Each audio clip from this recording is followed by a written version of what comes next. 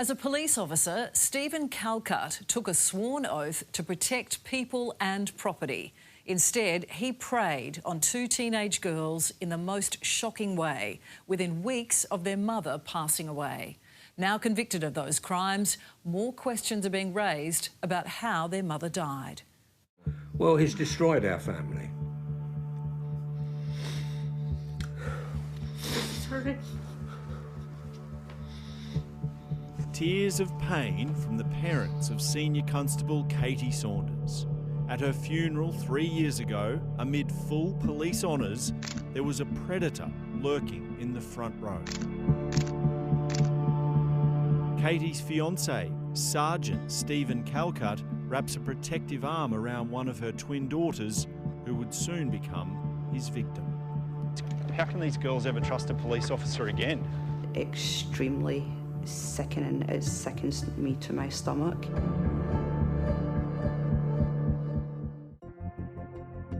Katie Saunders was a paramedic from the UK whose dream to become a police officer came true in Queensland.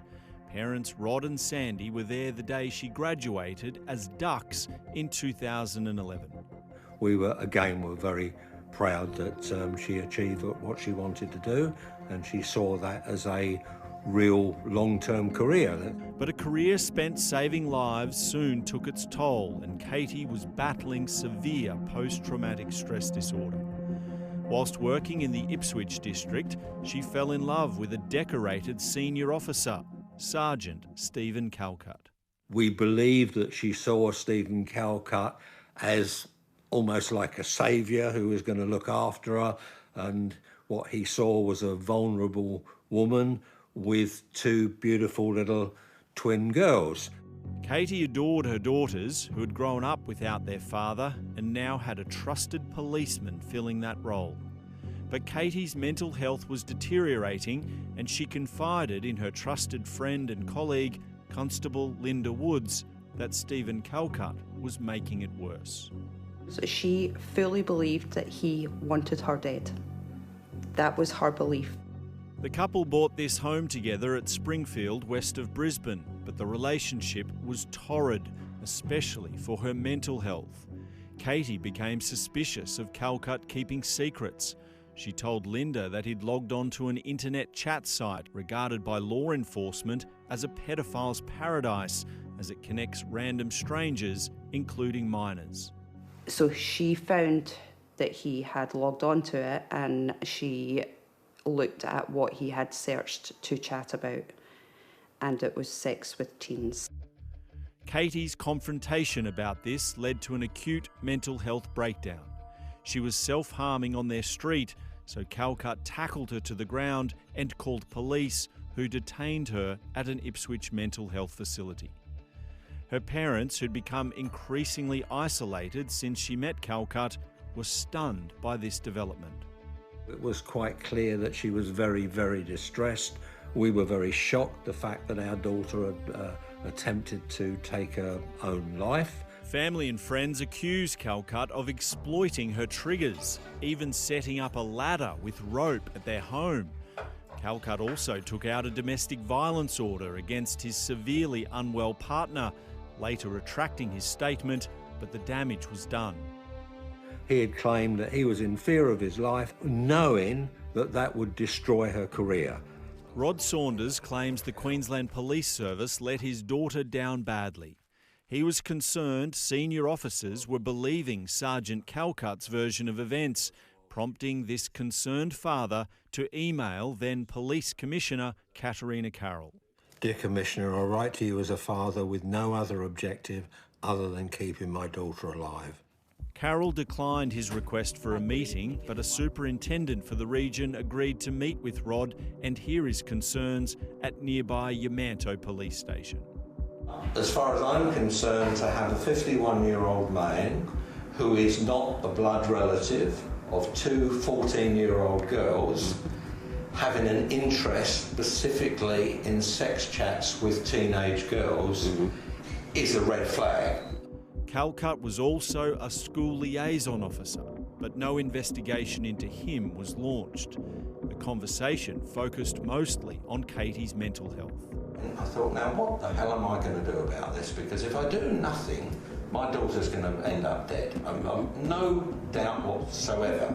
Those worst fears were realised 9 months later when Katie took her own life, and they claim Calcutt contributed to it. The man has a duty of care to protect life, and he did anything but protect her life. Commissioner Carroll spoke at her funeral, but Rod feels let down that she wouldn't hear him out whilst Katie was still alive. Had one of them listened and just said, hang on, there is something about this that isn't right that needs to be looked into, my daughter would be alive today. I've no doubt about that whatsoever. It's hard to imagine how things could get worse from that point, but Stephen Calcutt made sure they did. With Katie Saunders now dead, he made moves to start claiming her estate for himself and preyed upon her daughters for his own sexual gratification. The twins have bravely given permission for their mum and grandparents to be identified so that the truth can now be told. The girls were almost 16 when their mother died. Within weeks, Calcutt was showering one of them with affection, sharing a bed on an interstate trip, asking her to model bikinis and giving her massages. She started to question if this was normal behaviour for a father, and I believe she really didn't know, because that's how it was portrayed, and she hasn't had a father figure in her life. Calcutt bombarding her with text messages had become normal, but it was when she discovered the purchase of spy cameras on his Amazon account that she confided in Linda Woods.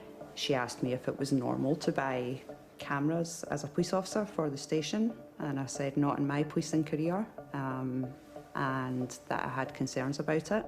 That's when his now 17-year-old stepdaughter turned interrogator. Ever since I found out about these cameras, Steve, I'm sorry, but I don't believe they are for the station. What do you want me to do, sweetie? I'm trying my best. I don't like feeling like I'm being watched. You're not being watched. Eventually digging further on Calcutt's claim that he purchased the cameras to catch a colleague stealing from a work fridge. So if I asked anyone at the police station, they would tell me they know about them? No, that's the point, as no one was supposed to know. They're still in the damn box, as I never even set them up. You said your boss asked you to get them, but now you are saying you are the boss and no one knows, so surely I can ask your boss. I'll chuck the damn things out.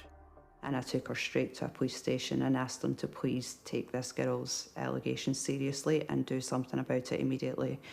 A Brisbane police station, well away from Sergeant Calcutt's district, did take the matter seriously. A search warrant at his home locating sickening child exploitation material along with videos from his spy cameras.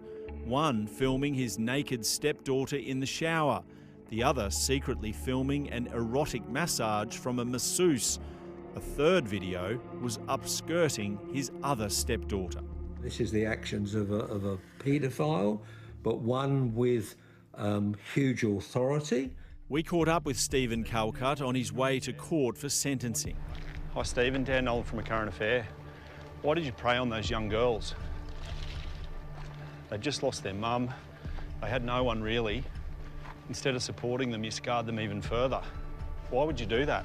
He pleaded guilty to 3 charges of recording in breach of privacy and 2 of possessing child exploitation material. A further charge of sexual assault during a massage was dropped. It's a pretty sick, perverted thing to do, isn't it? And you're a police officer.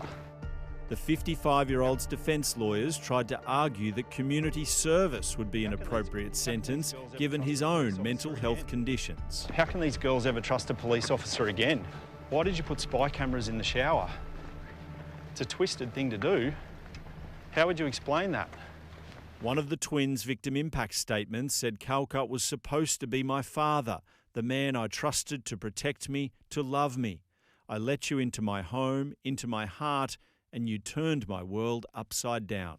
Stephen Calcutt was desperate to avoid jail. The court heard he didn't want to be processed for prison here at the Ipswich Watch House because he's well known to staff.